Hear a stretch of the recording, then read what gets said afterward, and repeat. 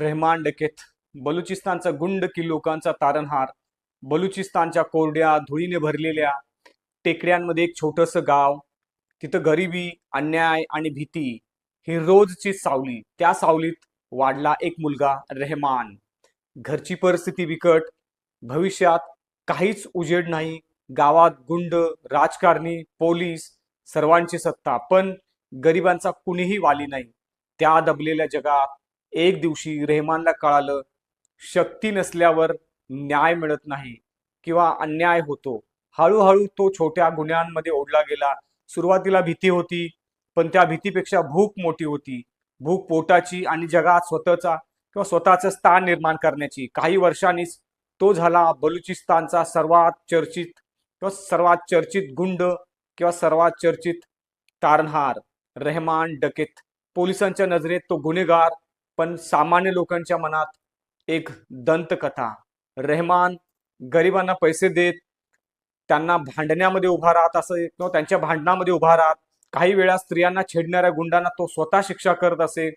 लोक म्हणायचे, हो गुंड आहे, पण आमचा गुंड आहे. लियारीच्या अरुंद गल्ली, उंच छप्पर, अंधाऱ्या वळणामध्ये रहमानची दहशत होती आणि त्याचबरोबर त्यांचं संरक्षणही. पण सत्ता कधीच एका माणसाकडे राहत नाही. रायव्हल गँग, राजकीय दबाव आणि पोलिसांचं वाढतं जाळं रहमानला नेहमी कोणतं होतं.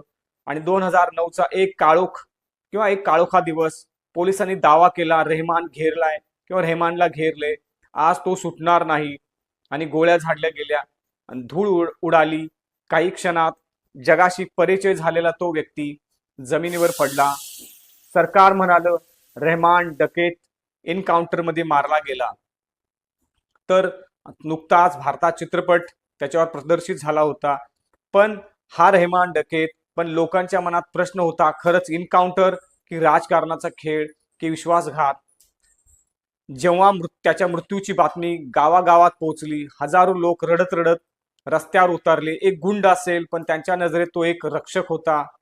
असा हा रहमान डकेत मरूनही जिवंत बलुचिस्तानच्या लोककथांच्या मध्ये, गल्ल्यांच्या मध्ये, भिंतींमध्ये, त्या लोकांच्या आठवणीत, ज्यांनी त्याच्यामध्ये गुन्हेगारापेक्षा अधिक एक बंडखोर, एक नायक बघितला.